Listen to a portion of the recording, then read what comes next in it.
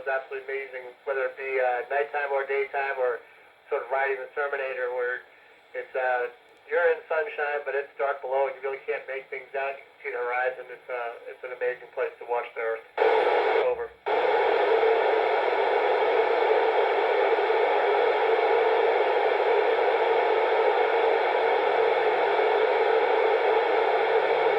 Specifically, the amateur radio is sort of an outreach mechanism for us, especially on board now because we have so many other means of communication.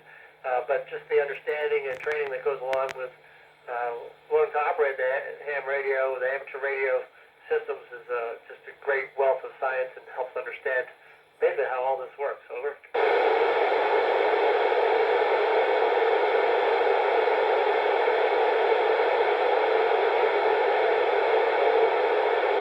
Right now we've got this Kenwood set up here, but it varies through the years, and they probably have the better information down there than I have up here. So probably better to ask somebody not using it right now. Over.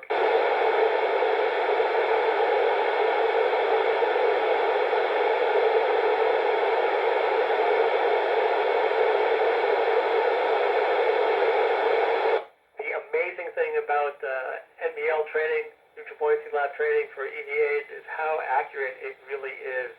It gives you a true tactical feel for the EVA. It doesn't give you the, floating in your suit, full strategic view, I'd like to say, but it is absolutely, you can't beat it. It's the best training we do for EVA. Over.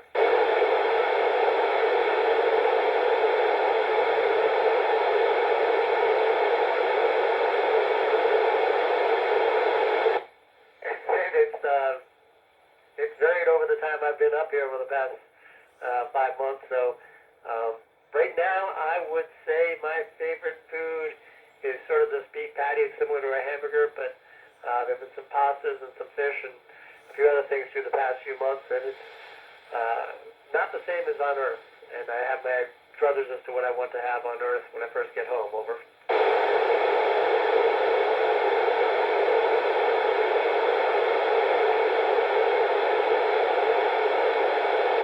We do not have an HF station on board the ISS, and I'm not sure we'll ever get one.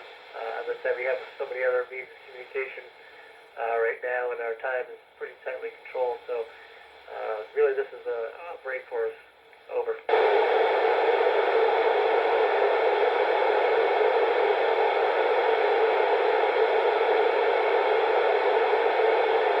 And no, we actually don't provide visual observations for ground stations.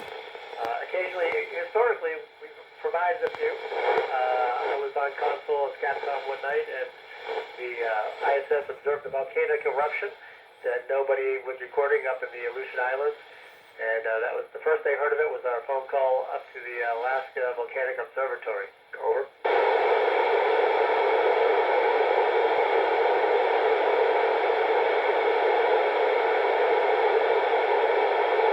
The big thing is study hard and do well in school, and then after school, fall into a profession, obviously in a STEM field, do well at it. Always look for opportunities and challenges, and apply when you have to give the opportunity. And even then, it's a role that I into, and I feel very fortunate to be here. Over.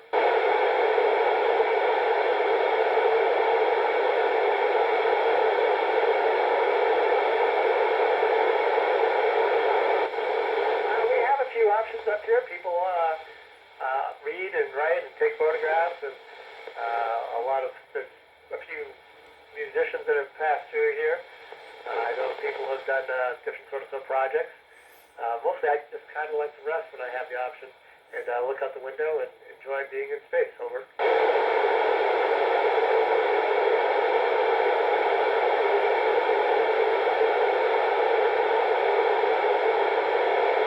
Jack, right now there are hundreds of experiments going on board the International Space Station, many of which we operate in the background. We don't have to interface with very much. Many we also have to interface with as far as changing out samples and maintaining the systems that go on. The other part of that, though, is we're also part of the experiment. The human physiology aspects are measured, so it's continuous, and it crosses all the fields, whether it be biology, material science. It's just basic research, and it's a national laboratory.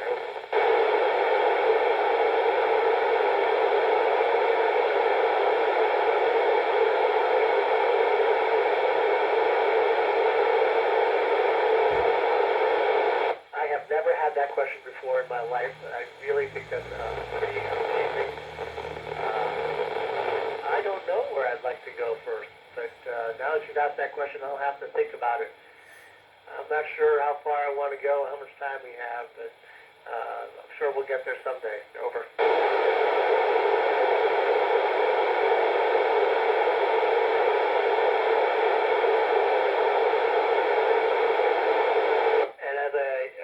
Illustrated earlier, there's hundreds of experiments going on board, and specifically we've had some essentially fluid flow experiments that may have impact into medicine delivery, and there's a few others that we've got going on board right now that really deal with sort of the basics of how things work, and obviously our personal experience with our bodies and the experiments, what they learn from how our body behaves in space has already changed the way we understand our human physiology on Earth. Over.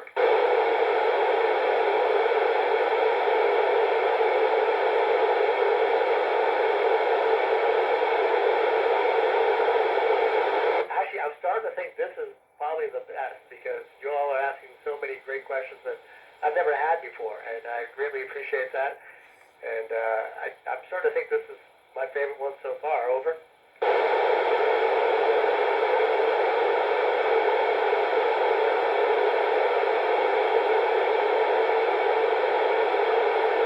And Trip, it helps a lot to be able to listen when people speak, regardless of what voice they're speaking in or what language they're speaking in.